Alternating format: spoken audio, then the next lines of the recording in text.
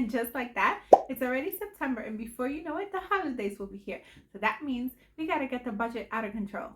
I mean, under control. Here are some budgeting tips for beginners. My family and I have followed every single one of these steps along with the Dave Ramsey plan, and by God's grace, we were able to get out of over $50,000 in debt, as well as have a fully funded emergency fund, save for a down payment on a house, so tithe, invest 15% of our income towards retirement, 10% of our income to our boys' education, and on and on and on, all on one income. So if we can do it, I know you can do it too. So follow these steps, and God willing, you have the same or better results. Tip number 1, follow a system. Whatever you choose, you're going to want to follow a budgeting system. This will keep you on track and tell you exactly what to do and how to do it. My family and I follow the Dave Ramsey plan. The way we learned to budget using that plan was a zero-based budget. What that means is that the amount of money you spend is going to equal the amount of money you make. It doesn't necessarily mean that you're spending every single penny. That means that every dollar has a name and a job. So your income must equal your outgo. If you want to learn more about that, you're welcome to check out Dave Ramsey or Google zero-based budget. That's how we budget. But you choose your own way, whatever works for you and your family. Just make sure that you have a system. Hi, Editing Joy here, and I'm here to say that even though I am a YouTuber, my family absolutely still has one income because I'm not yet monetized on YouTube, as I do not yet meet the requirements. So if you're enjoying what you're seeing, please subscribe. It's absolutely for free, and you will help this channel and my family. Thank you.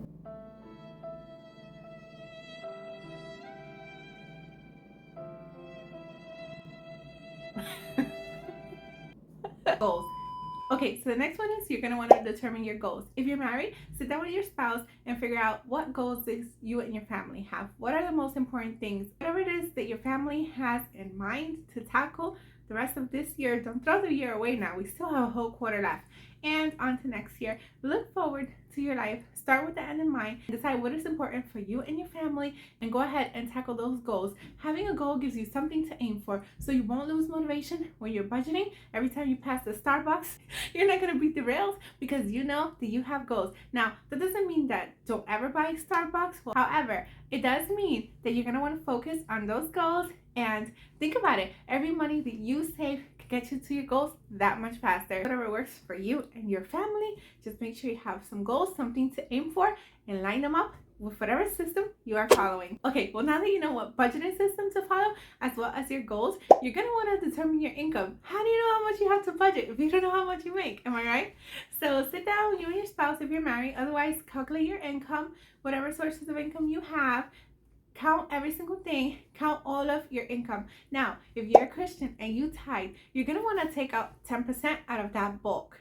So make sure that you are using your income after taxes and after tithes. If you tithe, if you give to any organizations, make sure that you have that taken out as well. So that way you know exactly what number you are to budget for. Okay, so now after you know your income, you're going to want to know your expenses. What do you and your family pay for on a monthly basis? Before you start cutting your budget, look at every single line item. If you don't know exactly what it is, check your bank account. I know it might seem like a daunting task, but it's really not because most banks can categorize them by months and amount spent. Dave Ramsey has something called the 4 walls.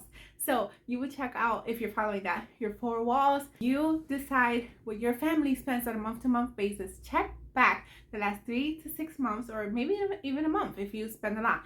Check out what it is that you spend and add up those expenses, and that way you know your expenses. Don't get scared and don't cut off anything yet. You just want to know the true number to see what you're working with.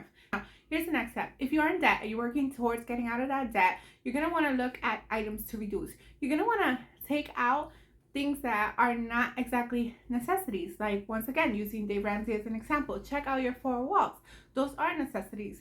The rest are not. The rest are just extras. You're not going to want to stop them permanently, of course. You can just pause them temporarily and keep in the back of your mind, once I knock this out, they will come back, and even more. Once you pay off your debt, you're actually like giving yourself a pay increase. You will feel so wonderful when you don't have these payments that are going out.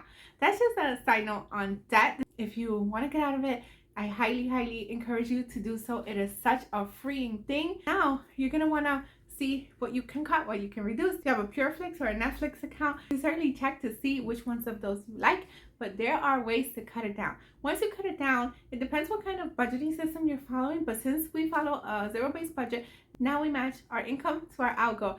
So if let's say we're spending significantly less than what we make, that's okay, because the rest can go to investing, saving for children's school, other goals that we might have. But whatever your family wants to do, dream big. Now is your chance to do it, and so you will reduce your expenses once you know what your expenses are, depending once again on what kind of budgeting plan you are following. You can move on to the next step. Hi, I did enjoy again, and I'm still working super hard to edit this video. So if you are enjoying what you see, please give it a big thumbs up and let me know in the comments down below. Thanks. So now that your budget is up and running, you're good to go, right? No, that's not enough. You're going to want to check in with your budget at least once a week, or if you're accustomed to spending more, you can look at it daily. The more you're knowing what's going on with that, the better. Set up your bills for auto pay. Be sure to be checking them constantly, that nothing goes under overdraft. You're going to want to make sure everything is good to go. Make sure you're following your budget. Write down your expenses. It's also an awesome thing to do. That way you can see if you're a pen and paper person like me. Otherwise, you might want to just print out your bank records, or don't even print. Save the trees. Just look at them online and you're gonna get more or less a sense of what's going on. But you have to check on that budget if you want to succeed. So if you see your budget is derailing a little bit, you're going to want to make those adjustments. That's why I say check in at least once a week. You're gonna want to make those adjustments now before the end of the month. You can still catch up. It's definitely not too late. If you see you spend a little extra on groceries, maybe you can reduce something else. Maybe you can make a little bit more money somehow. There's different ways to do it. Check out my video that I made as a collaboration with Crystal from Homemaking on the Homestead. There's loads of ideas there that you can make money from home. You're a full-time homemaker. Otherwise, maybe you can seek overtime on your employment outside the home, or look for side hustles. Whatever suits you and your family and your lifestyle in your season of life, make sure to honor those things, and of course, honor your commitments. And that will help you to make those adjustments in a timely manner. Now, when it gets towards the middle or the end of the month, you might feel, I want my Starbucks, I want to get my nails done, whatever the case may be. But you're going to want to keep your goals in mind. If you have to write them down for those following the Fly Lady Challenge. If not, please check it out. It's not too late to join, and there will be a winner. But if you're following that, maybe you want to put in your control journal or something like that. You'll see it and it will keep you motivated. Keep your goals in mind. Dream big. Do you want that dream kitchen? Do you want your family to go on a vacation? Where are you looking to replace your car? Do you want to get out of debt? Whatever it is, keep those goals in mind. Keep pushing. You're almost there. Okay, finally, you're going to want to make the next month's budget ahead of time. Before the month is up, before the new month starts, before the new bills start rolling in, you're going to want to make the budget ahead of time. If you're married, go ahead and have a budget meeting with your spouse. But don't think that you can copy and paste the budget over. Remember, holiday seasons are coming. There's different things going on. Somebody's special birthday might be coming. You just never know. Well, you do know because you'll look at your calendar. But I mean, don't just copy and paste the budget over. Keep track of that budget. Keep track of the changes. Maybe have a base budget of things that happen on a normal month, and then you can sprinkle on the special stuff. Maybe there's a month where you have additional income coming in. You're going to want to make plan accordingly for that. If you're paying off debt, I highly recommend just throwing it straight there. Act like you didn't even get it, and that will give you a boost to your debt payment. You can check out the snowball method on Dave Ramsey's website if you are interested. But whatever you and your family are doing, the point is you're going to want to get ahead and budget before the next month starts. Well, those are some of my tips for budgeting for beginners. If you like what you saw, please consider subscribing. I have a lot more videos like this. And share this video with someone you know if you want them to have these budget tips as well. Be sure to check out the next video for even more money saving tips. Thank you. I'm finally finished. So if you like this kind of content, don't forget, subscribe. It's absolutely for free. And you enjoy the content. Plus, I get to have you as my subscriber. Thank you. Until next time, to God be the glory. Bye.